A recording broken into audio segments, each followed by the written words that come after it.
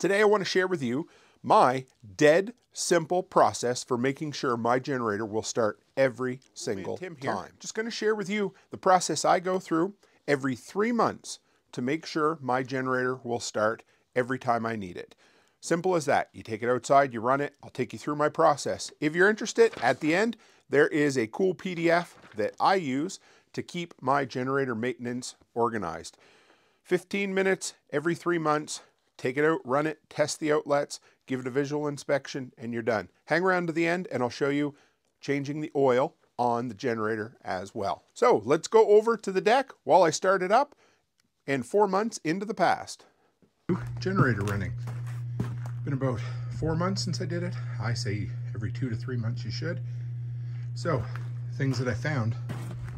My outlet box, the snow had buried it. I shoveled that out. My gas line, a little bit shoveled out.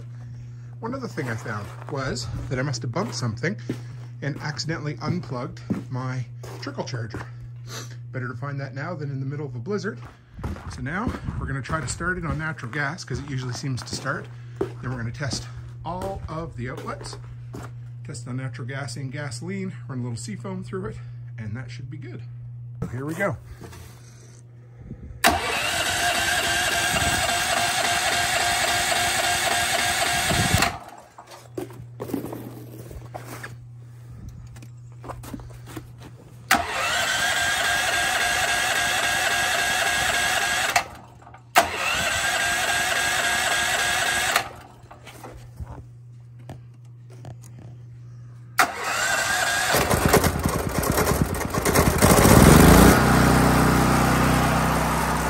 Okay, so I like to run something that's going to put a big draw on the generator. 1500 watt heat gun.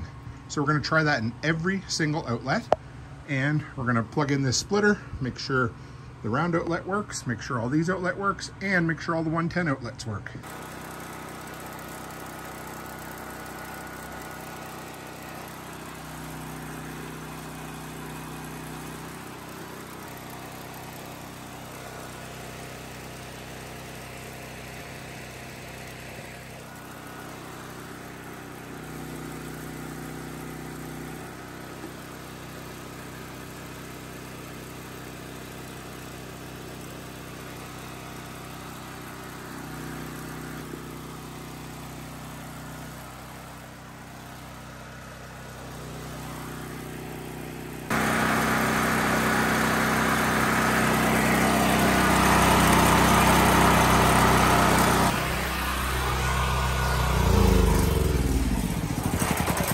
So I normally use PRI-G for fuel stabilizer.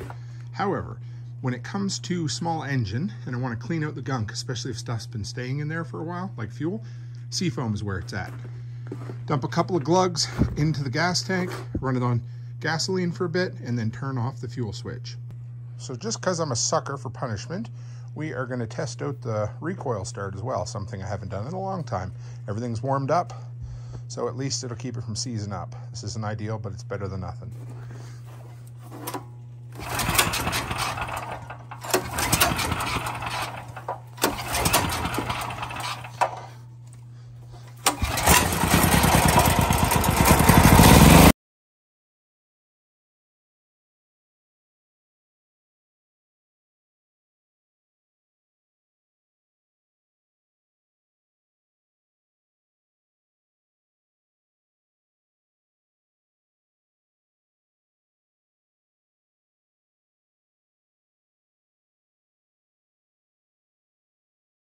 All right, here we are, we got that.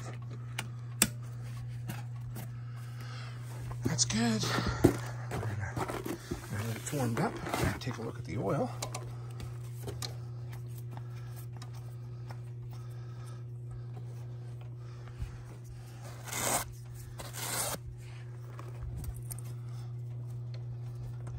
Wipe it on your boot so your wife gets mad at you.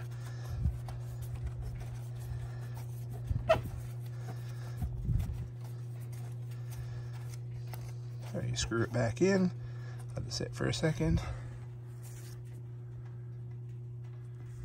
And we look at right there, halfway between high and low. Maybe it could be topped up. It's got just a little bit of black to it. So I would say, and the last thing we do when we are done our maintenance is to make sure everything goes back to where it belongs. That way, muscle memory, right? So we'll go hang these guys up. We'll come back for this, put the generator away, plug in the trickle charger. Okay, so it's back in its place. And the last thing we do is we make sure that our trickle charger is plugged in. A little bit of fraying right there, nothing to worry about. So we will plug this guy like this. See if we can do it one-handed. Nope, we cannot. Plugged in. And this guy around here like that. Make sure he's lit up. Keep the wire up out of the way so you don't trip on it or fray it. And back to bed for hopefully 3 months till we need it. Okay, so I don't keep a lot of manuals, but I do keep ones for big expensive equipment like the Furman tri-fuel generator. So here it is. We're going to come in here and we are going to look at the change engine oil. Change engine oil every 100 hours. For new engine, change after 25. Well, I've had this a year and a half and I have about 11 hours of runtime on it, so we're going to change it. Oil filler dipstick, drain plug right below there. Reinstall the drain plug, fill the engine with oil. We're going to see if we can figure out how much oil we're. Cool thing is, it's the same stuff I use for my truck. 10W30 mobile synthetic. There we go. Measure at 1.1 liters and Bob's your uncle.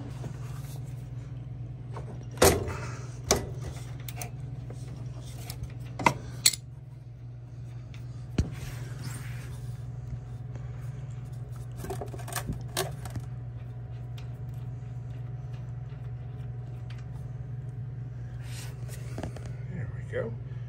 Make sure you don't lose that little backing plate slash washer. Helps make a good seal. Set it up here for now. Put it on top where it goes. Set under there so that it'll tilt out the oil and the last bit will drain out.